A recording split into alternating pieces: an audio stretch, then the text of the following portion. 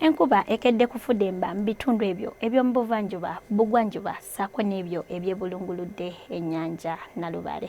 Nze Agnes Nalukwago okutuusaako alipoota y'embeera y'obudde.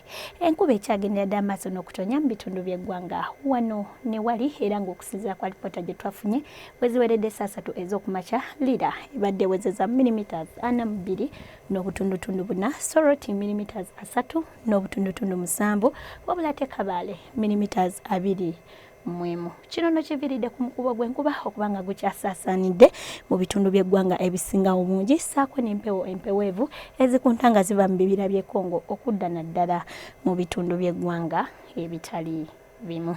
Olunaku olw'enkya ku makya tusuubira enkuba okutonya mu bitundu by'eggwanga ebisinga obungi nga yeetobeseemu n'okubwatuka okw'eggulu ssaako ne mu biseera eby'olweggulo era nga n'ebbugumu erya waggulu likyatuukira ddala ku degrees 28 eyo mu bukiikakkono, wabula ate ekibuga ekikulu Kampala tusuubira ebbugumu okutuukira ddala ku degrees 26, olwo mu nsozi ez'e Kabale ebbugumu lijjatuukira ddala ku degrees 22. Bwe tugendako ebweru w'eggwanga lyaffe ekibuga nga Nairobi wamu ne New York tubisuubira okuba n'enkuba nga n'ebbugumu Nairobi lijjatuukira ddala ku degrees 24, wabula ate mu Paris ne London tusuubira obudde obw'ekiddedde, olwo mu Dubai ebbugumu lijjatuukira ddala ku degrees 36.